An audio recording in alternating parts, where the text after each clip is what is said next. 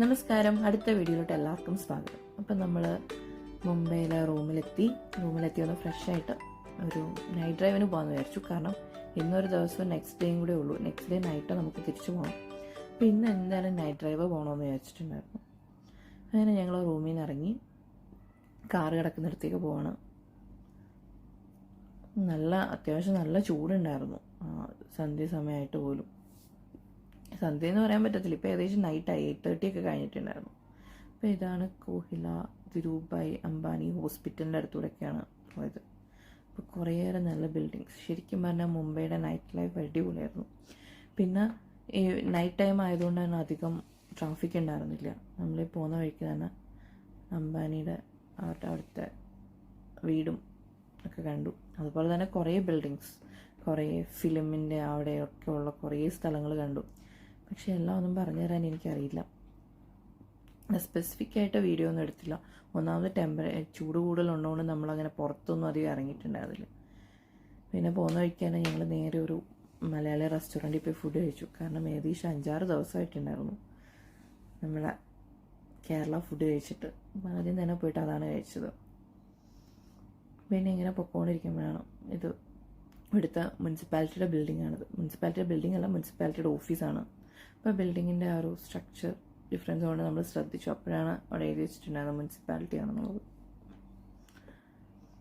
പിന്നെ ഇങ്ങനെ നൈറ്റ് കാഴ്ചകളൊക്കെ കണ്ട് ആസ്വദിച്ച് നമ്മളിപ്പോൾ പൊക്കോണ്ടിരിക്കുന്നത് ബാന്ദ്രയിലേക്കാണ്.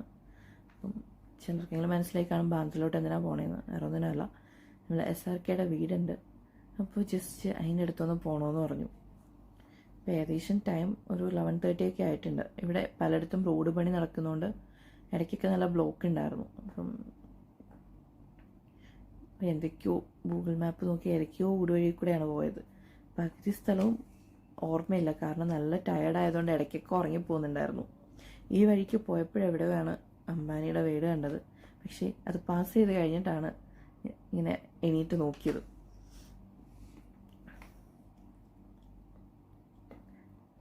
സ്റ്റിൽ ലൈവാണ്. വണ്ടികളൊക്കെ ഒരു അത്യാവശ്യമുണ്ട് നൈറ്റായിട്ടും. ഇതിപ്പോൾ ഏകദേശം 9:30 അല്ല 11:30 ഒക്കെ കഴിഞ്ഞതിന് ശേഷമാണ് നമ്മൾ ഷാരൂഖ് ഖാൻ്റെ വീടിൻ്റെ അടുത്തെത്തി.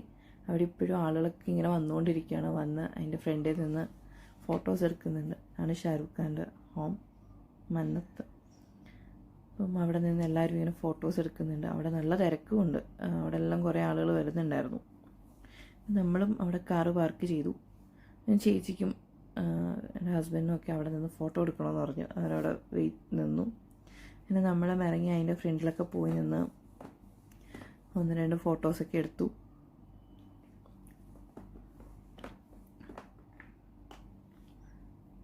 പിന്നെ കുറച്ച് നേരം അവിടെയൊക്കെ നിന്നിട്ട് നമ്മൾ തിരിച്ച് വീണ്ടും യാത്ര തുടരുകയാണ്.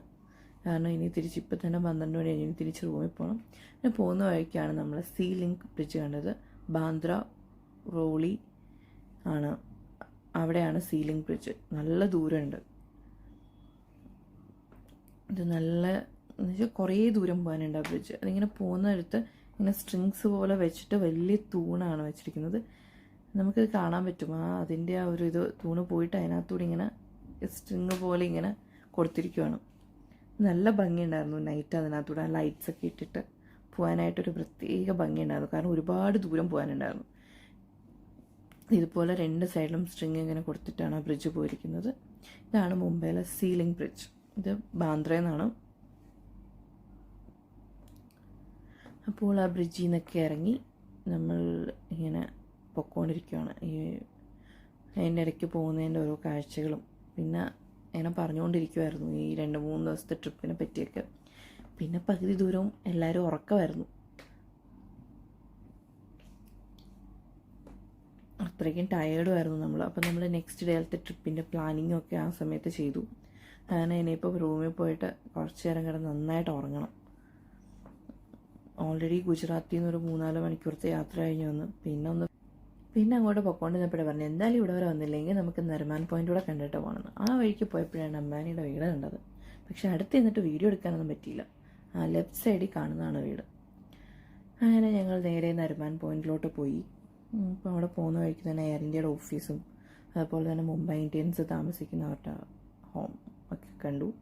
പിന്നെ നരിമാൻ പോയിന്റിൽ പോയി. അവിടെ കുറച്ച് നേരം ഇരുന്നു. ഇങ്ങനെ കടൽക്കാറ്റൊക്കെ ഇട്ട് രാത്രി 1:30 പോയി അവിടെ ഇരിക്കുമായിരുന്നു.